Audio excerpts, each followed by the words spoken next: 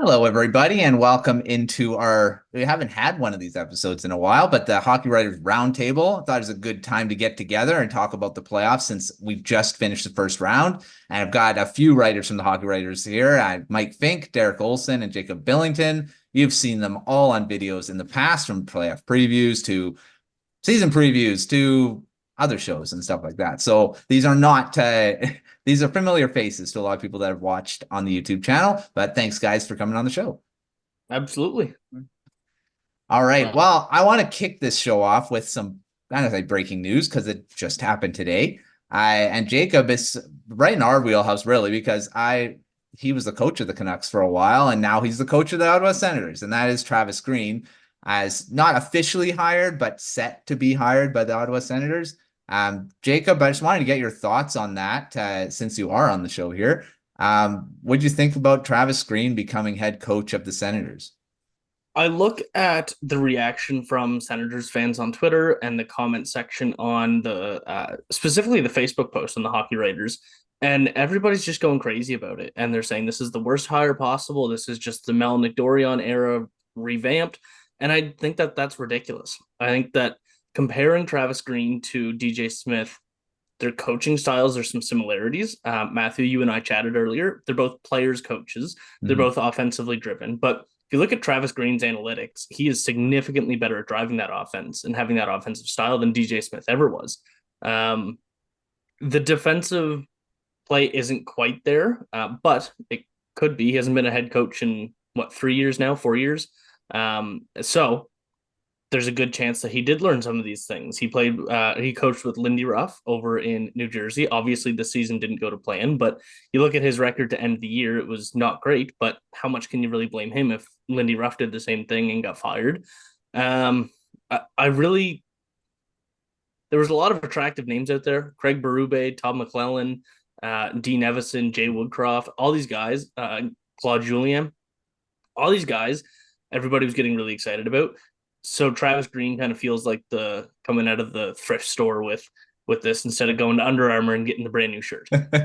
But that's not the case at all. A lot of teams were going after Travis Green, and people will look at the fact that New Jersey isn't bringing him back, and Ottawa and New Jersey are in very similar stages. I mean, New Jersey's definitely ahead, but very similar roster constructions, like a lot of young, talented players, and it didn't work with Travis Green. So people are looking at that and getting a little bit concerned, but I just think that this could be a great opportunity for him to really surprise Senators fans. Mhm. Coming from how long he was in Vancouver, I mean, he was in the organization with the Utica Comets in the AHL too, and then came up. I think he's a different coach now. I mean, he's learned a lot over since he was in Vancouver, I think. Um, you know, he wasn't the best defensive coach. I don't think he knew how to coach defense. The Canucks were one of the worst defensive teams when he was here. I mean, the goaltending had to bail them out a lot. There's a lot of high danger chances, lots of shots against.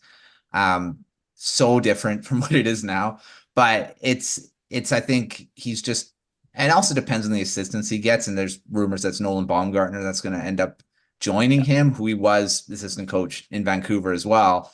So, I mean, the Canucks had okay seasons. I think there was a stretch where it started looking like he figured it out, and that was the bubble playoffs where he made it there. And they were saying, "Oh, his coaching's changed. He's starting to figure that stuff." But then the next season came and it started off horribly, and that's when he was fired. So, yeah, I think he deserves the benefit of the doubt and for him to try for what he is now. So I don't have a problem with it. I think he's going to have a good.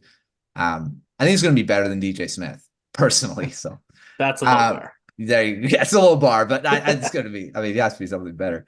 Mike, Derek, what do you got? You have any thoughts on this? I mean, you guys both have teams that just got some new coaches too. I mean, Mike, you got Yeah, Patrick Waugh now. Derek, you got I Ryan mean, Huska, who was hard last season, but I have I have two questions because usually when these coaching hires happen, the teams do a full 180, and this doesn't seem like one of those situations.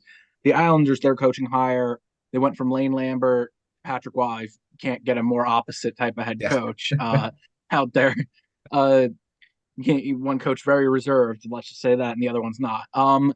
So they didn't really do that. That's the first one. The second thing I was wondering is I don't know Travis Greenwell. What exactly does he do really well, or what does he do great? Because I've watched a few Senators roundtables, and one of the common themes is they don't have an identity. They don't have one thing they do right.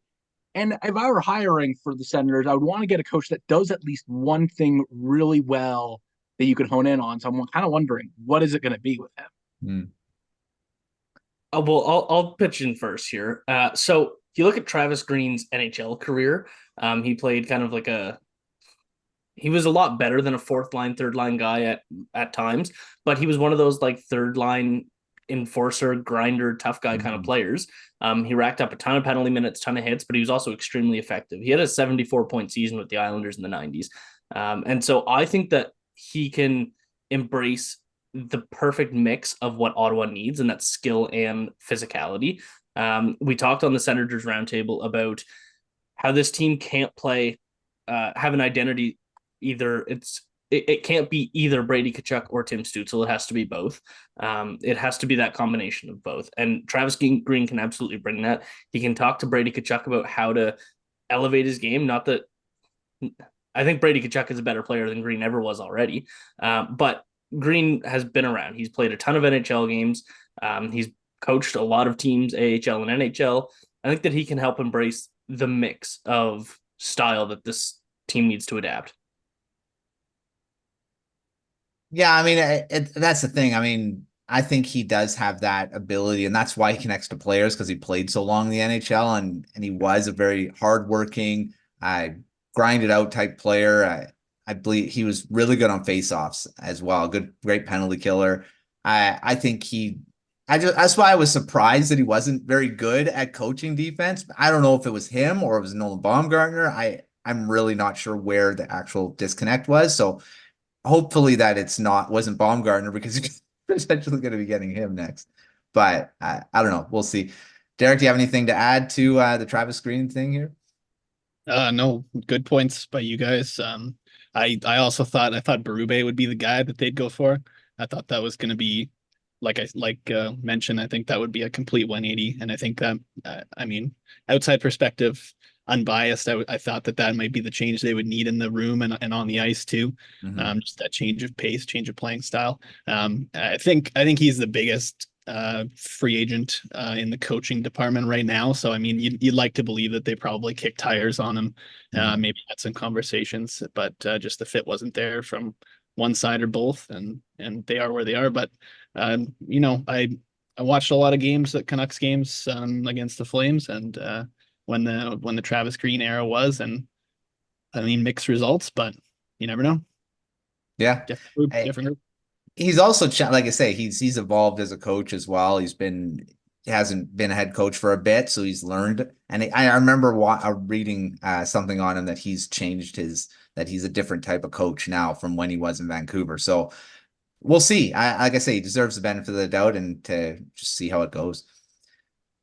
All right. Well, let's move on to talking about the first round that just ended and the playoffs here. And start with some surprises. Any surprises that have come out from it? Derek, I'll start with you. Was there anything that surprised you from the first round coming in? I mean, there wasn't really any teams that went through there and was like, oh my gosh, they went through. But was there anything that surprised you from what happened? I think the Jets-Avs series, I think a lot of us thought it would be a lot more competitive than it was, especially after game one. That was one of the best playoff games I've seen in a long time. And the Jets, you know, they had the Avs number during the regular season, but a lot of their big guns, a lot of their players didn't show up. Obviously, Hellebuck struggled after looking like the best goalie in the NHL for most of the season, but so did guys like Nikolai Ehlers. I don't think scored a goal. They gave up a first round pick for Sean Monahan. He was quiet among many others. Otherwise, I thought the Nashville Vancouver series was the best of all. There was scrappiness between both teams, lots of amazing performances and like dramatic finishes, big moments that won't be forgotten, like Brock Besser's hat trick in game 4. Followed by the OT winner by former Flame, Elias Lindholm. And then that incredible series clinching shutout by, you know, relatively unknown rookie Artur Lobs. That's something that won't be forgotten in a long time. But I mean, Nashville gave them a good run for their money too. They didn't get walked over despite Vancouver's dominant regular season. They looked like they were still in it for a lot of it. So You may be in the minority of saying that series was the best, but there were a lot of great moments, though. I do agree with that. I mean, for being excited of watching it, it somewhat was a bit slow and like grinded out, very low scoring, the shots were at a premium.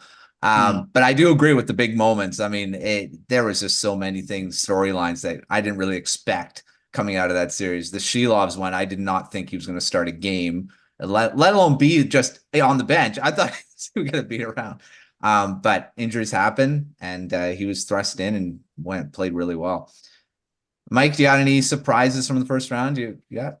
Yeah, I mean, I got a few, but run by really quickly. The first one is a step back saying, I'm surprised how many series were really bad, like lopsided sweeps. Yeah, We usually true. like there's a debate whether the first round is better than the Stanley Cup final, and a lot of people are into the first round. And last year, I think three went to game 7, and 7 of the 8 went to game 6. This year, only 2 game 7s, and not a lot of back and forth deep series, which is the big surprise, honestly. Hopefully that means that the second round and the onward is going to be plenty of good matchups and deep series, because we could use them. Yeah. And I think the other one that's really a surprise is the fact that the Bruins stuck with Jeremy Swayman, as much as they were going to be like, we're going to be a goaltending, we're going to split goaltender starts. And last year they panicked in game 7 by starting Swayman after going with Ullmark the whole time. And then this time they were like, we're sticking with our guy. And everyone's like, oh, you guys are going to do this again. You guys are going to blow another 3-1 series lead. And they beat the Maple Leafs, which we're all excited about, obviously, because that gives us plenty to gloat about. None of us are Maple Leafs, so we could do that. So that was the other thing that was exciting about this. I mean, the other big storyline, honestly, that I was thinking about. And that's going to continue throughout the offseason. I'm already seeing it. Jacob, what about you? You got any surprises? No, which is a surprise in its own. Like the fact that there were no standout surprises to me. Like we didn't have Nashville beating Vancouver. We didn't have the Capitals beating the Rangers. We didn't have any surprises. And to me, that's the biggest surprise. Because name another, I mean, so we did the predictions and I just released the kind of reaction to those on the hockeywriters.com. And the voters went 8 for 8 in the first round. Yeah. Like that's a surprise on its own. The fact that everything was other than the Colorado Avalanche, every team that advanced was the favorite and had the higher seed. And yeah, so the biggest surprise for me is that there was no big surprises. That's true. That's the thing. I mean, usually there's at least one upset where you're like, what happened? Like last year, the Florida Panthers making it past the President's Trophy winning record-setting Bruins, right? I mean, this year there was nothing like that. All the teams that were expected to win won, and the Avalanche Jets was just so close. I mean, they finished so close in the standings. You can't really say the Avalanche upset the Jets. The biggest surprise was how bad the Jets were in that series. I think that's the biggest surprise for me. Hellebuck, they're probably going to win the Vezina. He was bad, and I didn't expect that. So that's a surprise for me. I think just Hellebuck, how bad he was in the series, and he thought he played well, but I don't know. Whatever, that's another story. All right, let's talk just quickly about some standouts and underrated players. I know, Mike, you released an underrated players in the playoffs, so you could maybe go off that. I'll start with you, actually. I'll start with you on that. Any standout players that kind of really stood out in the first round, and any underrated guys? Yeah, isn't it catch-22 when you call someone underrated and they're really good? They're so underrated that all of a sudden it's like, well, they're not underrated anymore.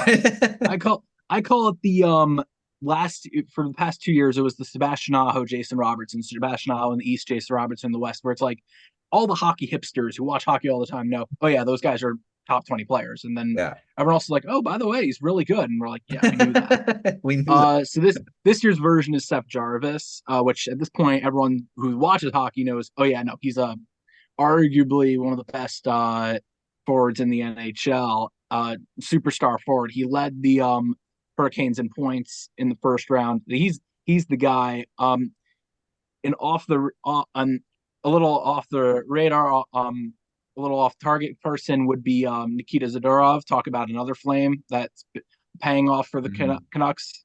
Was one of the middle pair defensemen this season, but having himself a great series. Had himself a great series against Nashville. So we'll see if he keeps playing at a high level. They'll need him against the Oilers, who have that great offense. So For sure. He's another wild card to watch out for. There you go. All right, Jacob, what do you got for some underrated players from the first round? I would say Seth Jarvis. So, Mike, you sent me a list. You sent everybody the list and just kind of said, "What are your thoughts on this?" And I said, "I don't think Seth Jarvis belongs in the underrated." But I'm with you with like the Sebastian Aho, Jason Robertson. It's just I watch hockey every single night. I know how good Seth Jarvis is. So my opinion is a bit skewed based on who's underrated because I like to stick to my own opinions, and I think Seth Jarvis is fantastic. One underrated performance for me is going to have to go to Hampus Lindholm. I think that he was fantastic for the Bruins. And sticking in the same series with the defenseman, I'm going to go with Jake McCabe as well. Although the Maple Leafs didn't move on, Jake McCabe was absolutely phenomenal. He was by far the best defenseman on Toronto. And so between him and Lindholm, I would give one of those defensemen my number one. And you have to throw Wyatt Johnston in the mix too. Oh, yeah. Similar to Seth Jarvis, can you really call him underrated anymore? Is he underrated or just a really good rookie?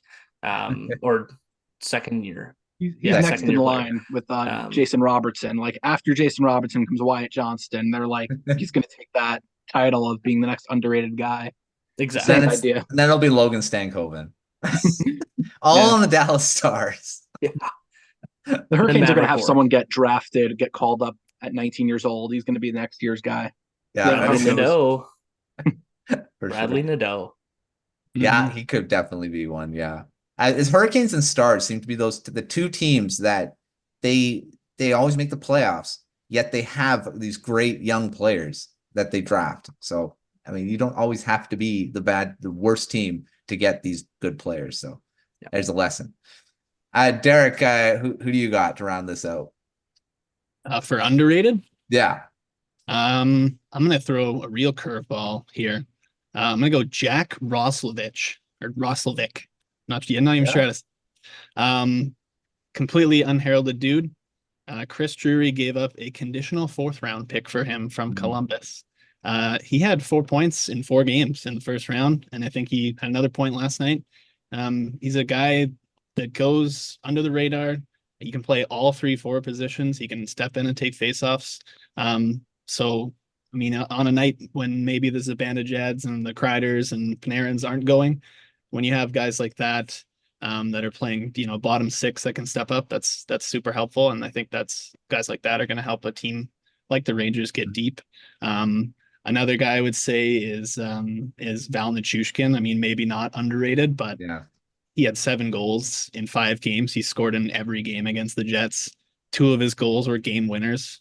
I mean, and they have a litany. Casey Middlestead is another guy that's very underrated on their team. There's lots of people that are playing very well that aren't getting the recognition maybe they deserve. For sure. And I mean, the Canucks had a few really good performances in their series too. I mean, there's not much scoring there, but Zadorov, I definitely agree with you, Mike. And I was the one that threw a nomination there because I thought Zadorov was amazing in that first round series. He's going to have to be really good against the Oilers too.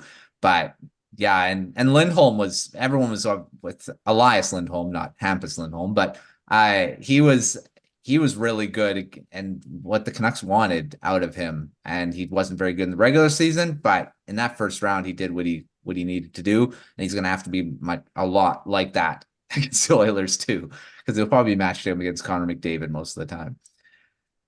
All right, well, let's start talking about that second round that's already started as we're recording here. We've got the Rangers already up 1-0 in their series. As we're recording, the Bruins are up 3-1 against the Panthers.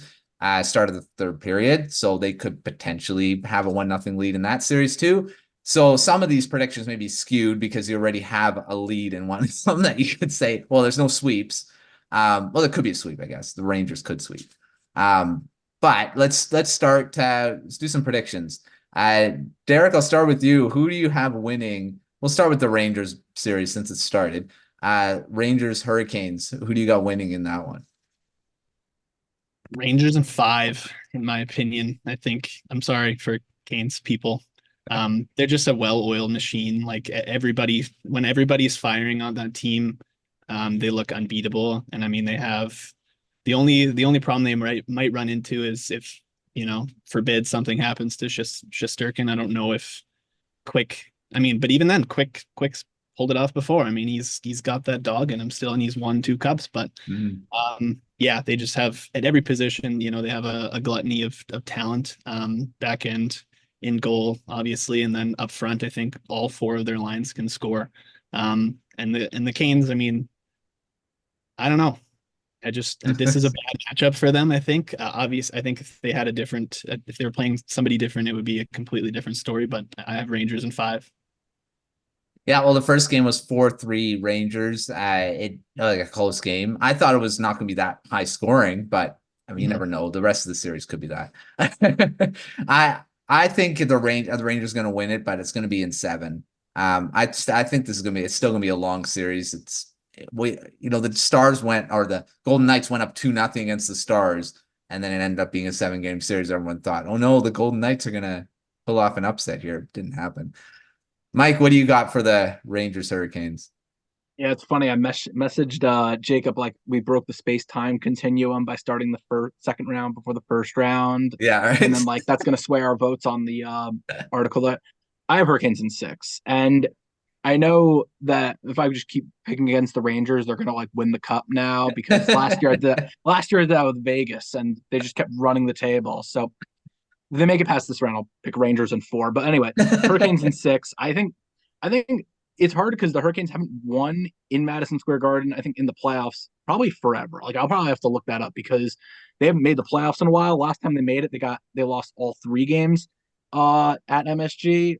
So it's going to be hard, but this is the series I think where Jake Gensel all of a sudden you realize, oh yeah, they got him, but good trade, and he scores like 4 goals and he scores 3 in one game, and then he scores another 2 in another big game, and it's like, oh yeah, and then the Hurricanes take over this series, and then they win in 6. That's fine.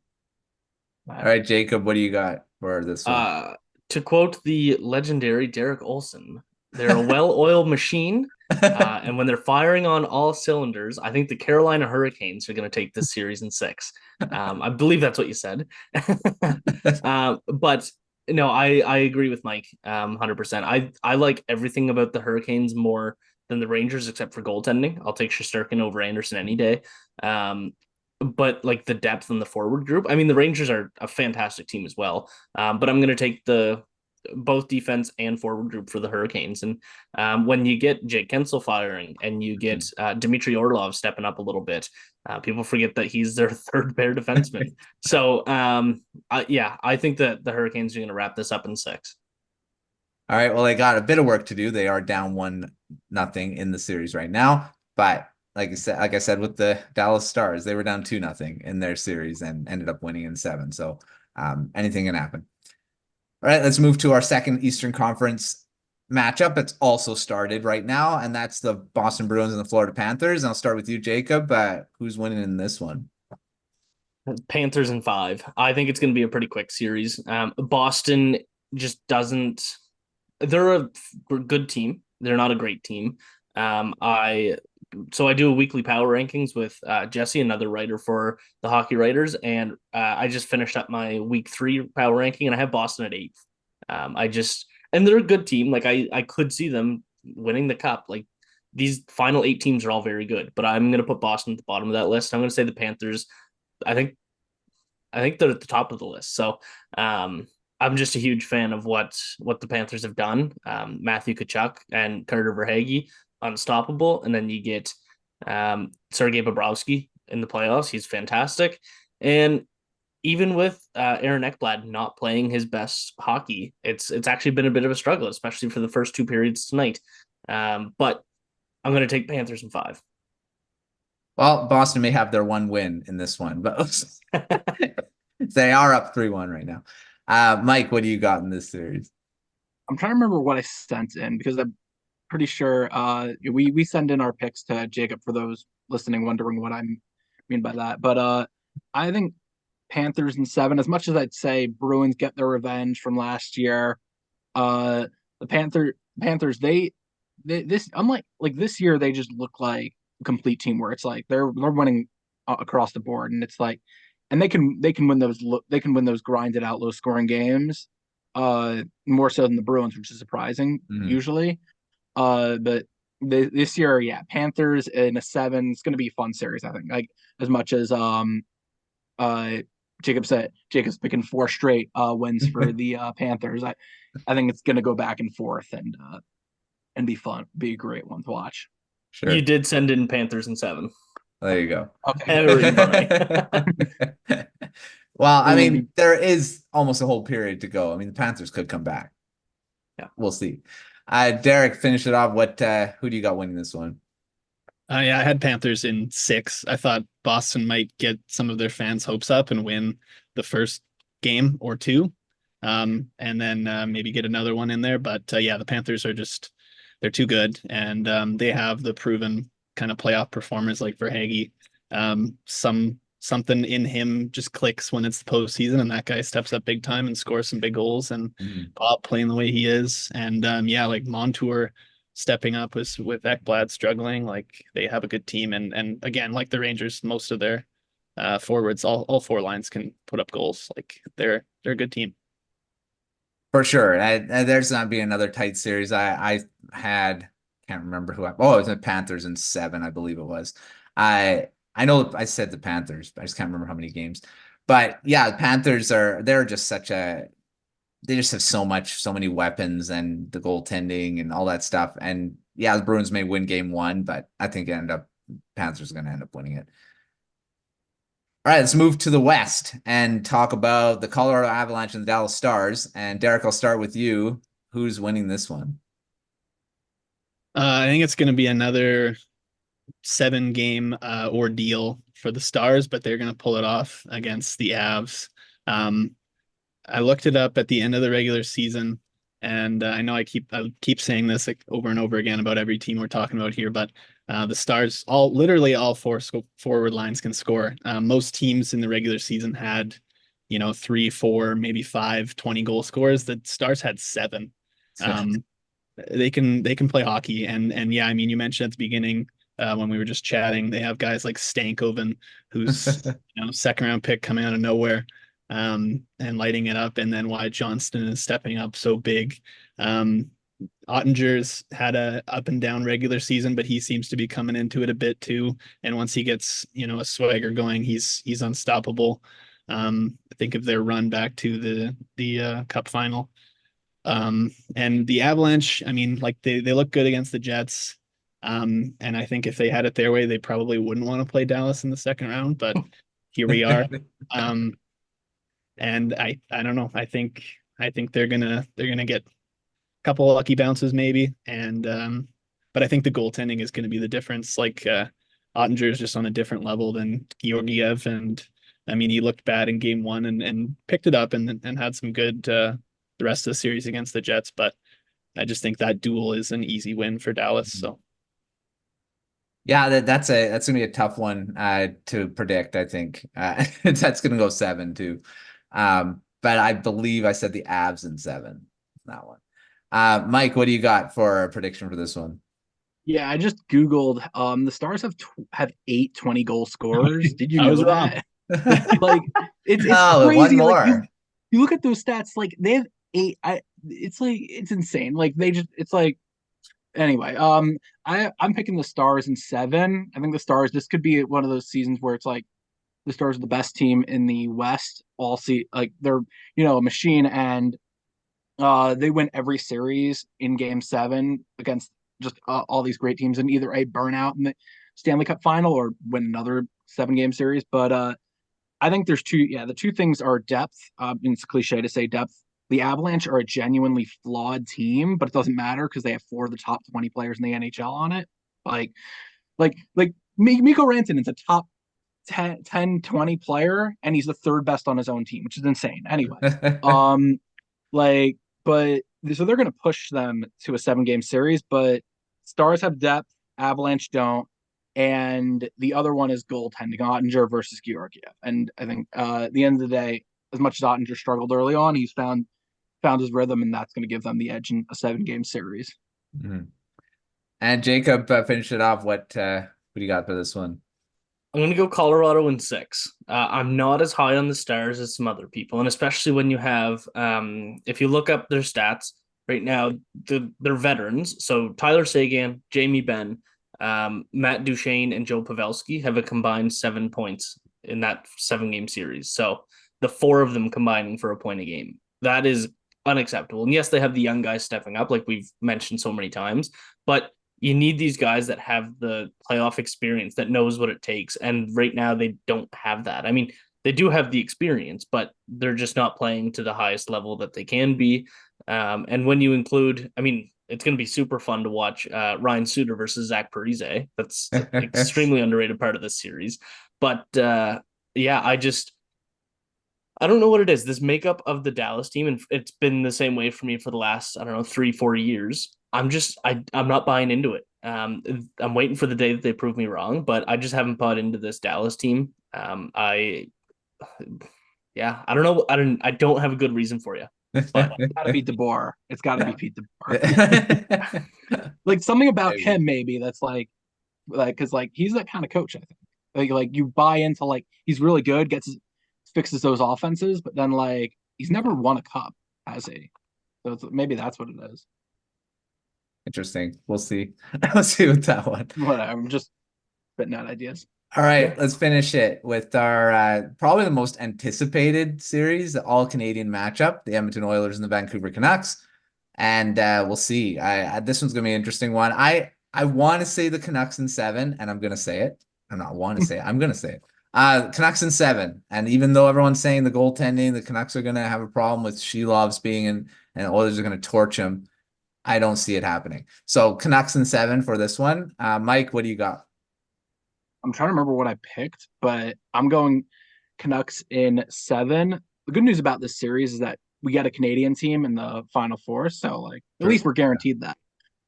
This thing that I keep thinking about, as much as like McDavid and Draisaitl, Zach Hyman can just take over a series, is the Canucks have the defensive unit this year to actually limit and possibly eliminate the Oilers' offense.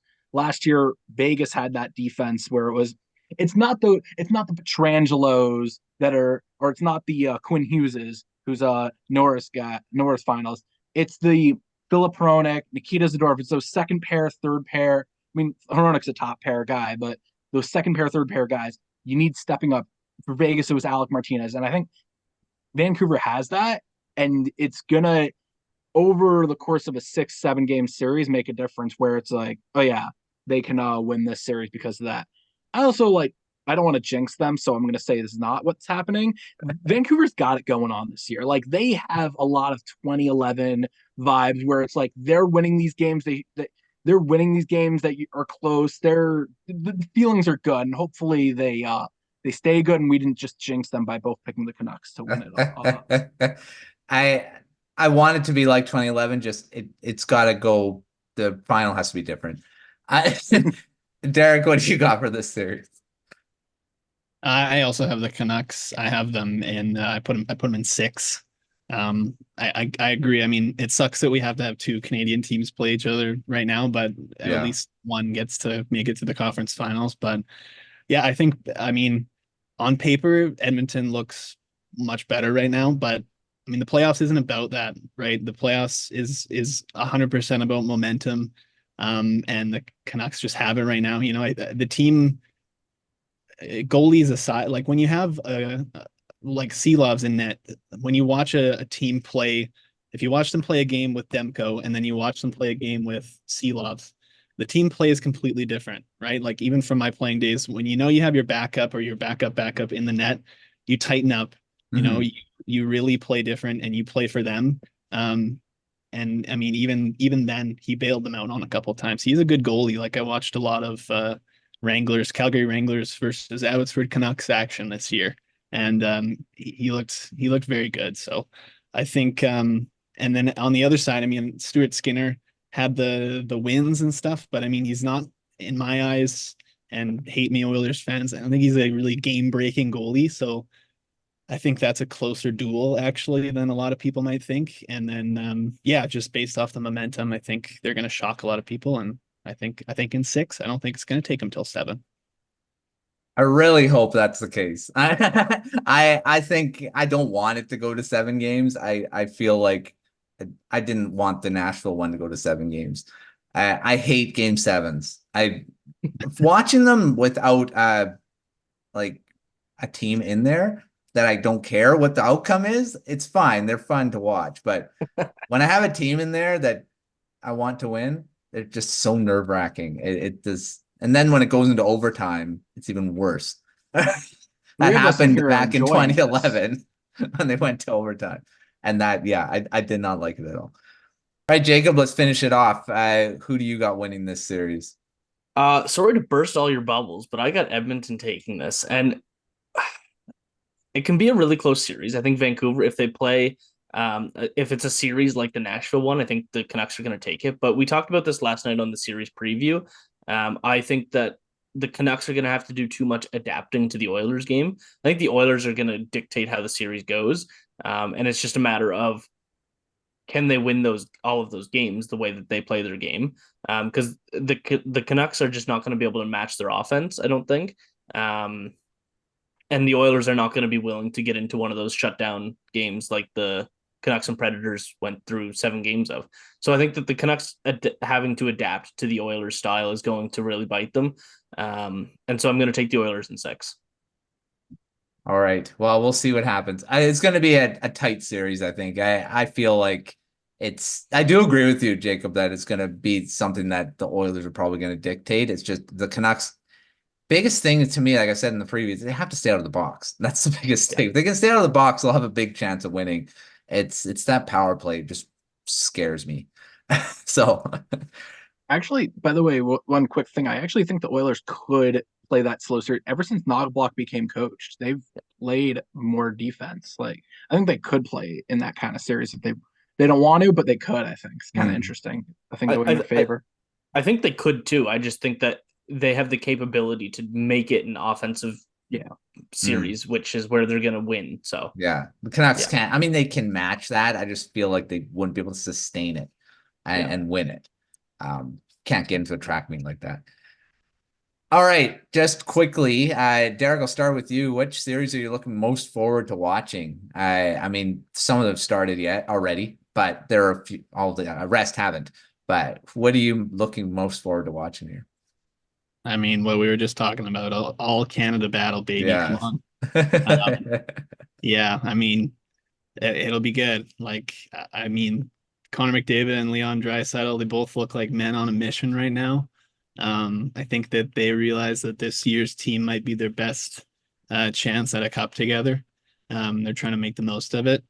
But yeah, again, I mean, Vancouver has that momentum and they have a kind of scrappy, barely winning games and clawing back. That stuff might take you further in the playoffs. And yeah, I mean, it again, it sucks they have to play each other. But yeah, I mean, that Chris Knoblauch point is a good point. Like, they've been a different team, Edmonton, since I think like Vancouver won the season series.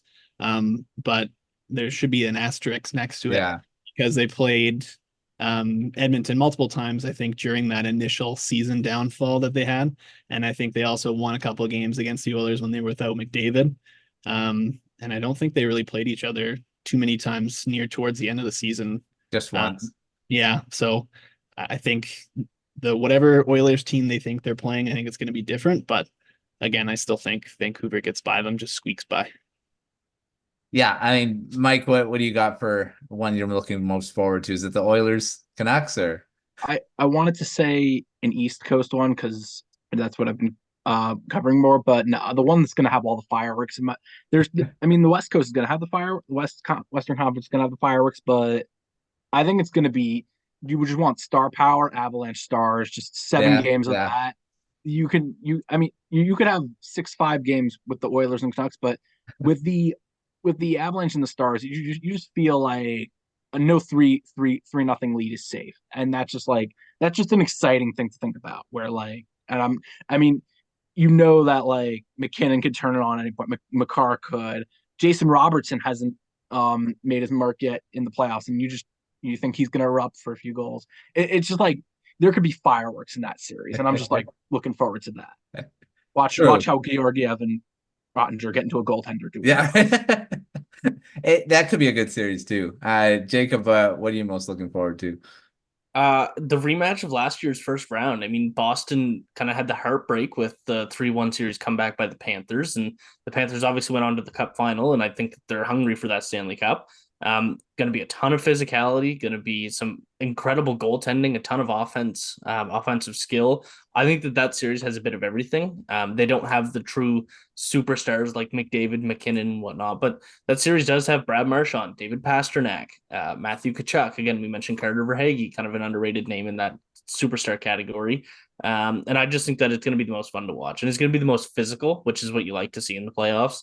And it's going to be an incredibly fun series. Pretty good. Like I say, now the Bruins are 4-1, so it looks like they're going to be winning that first game. Maybe a bit surprising. I don't know. So yeah, that should be still a good one moving forward.